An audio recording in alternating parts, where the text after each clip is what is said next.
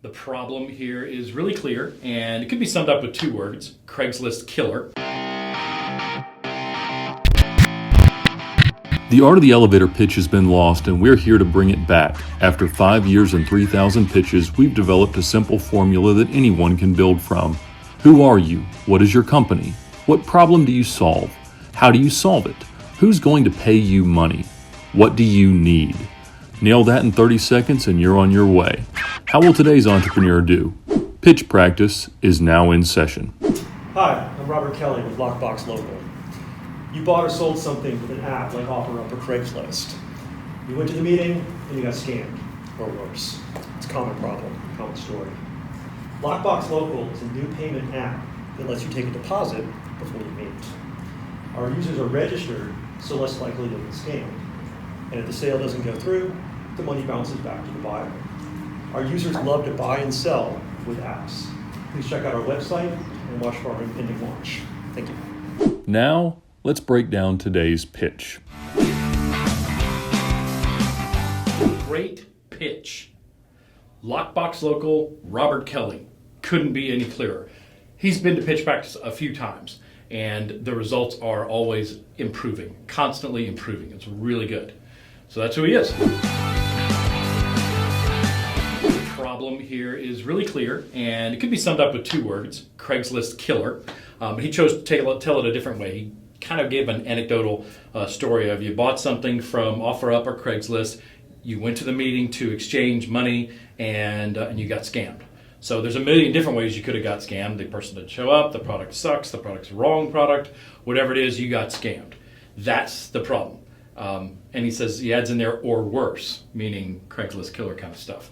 So it's real, it happens, and it continues to happen. So very clear articulation of the problem for those specific users, and we'll get to those in a minute. What's the solution? Registered users giving you a deposit, or make a deposit before the meeting. So in other words, kind of a down payment. He didn't use the word escrow, but that's really what this is. It's a deposit. So if you buy a $100 sofa, you pay $20 or something like that before you go. So buyer has got skin in the game. They're going to show up. Seller has knowledge that buyer has skin in the game, so they're going to hold the product. So there's a meeting of the minds before that actual physical meeting when things are exchanged. That's the solution. Really, really clear solution. And it doesn't go into how all that happens. We don't need to know that today. We need to know that at the next meeting. Remember, the number one goal, the only goal of your elevator pitch is to get the next meeting. I think he's done a very good job of presenting that here. Customers. We don't know exactly who's going to pay money, but we know who his users are going to be. That opens up a whole can of worms. So he says his users love to buy and sell things via apps or on Craigslist. And he named one of those apps, OfferUp. So those are his users. He didn't get a whole lot more targeted there because there's not a lot of demographic. There's not a big demographic band of people who like to buy stuff. It can be anybody from 16 to 96. People who like to buy and sell stuff over the internet, pretty easy. So that's who his target market is. Very clear. What's not clear is who's going to pay him money. Do we need to know that today? I don't know. We know that he's capturing both sides of the market. So he's wanting buyers to put a deposit, and he's wanting sellers to take that deposit. So we can imagine that somehow he's going to make money off the transaction, kind of a PayPal kind of thing, but we don't know yet. His ask. He said, check out his website and watch for his pending launch. Can he control that?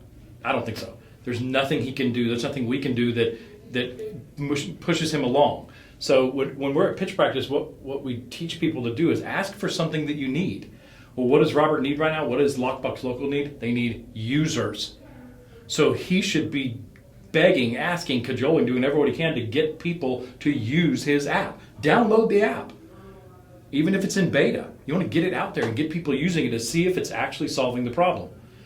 He obviously came across this problem as a buyer and seller of used stuff, and it's an issue. It's a real issue. Can he solve it? I don't know. But when he's asked, he should be asking every time, users. They need to get users. If this is a B2C app, this is a massive market, you got to get massive penetration to that market before you make a dent.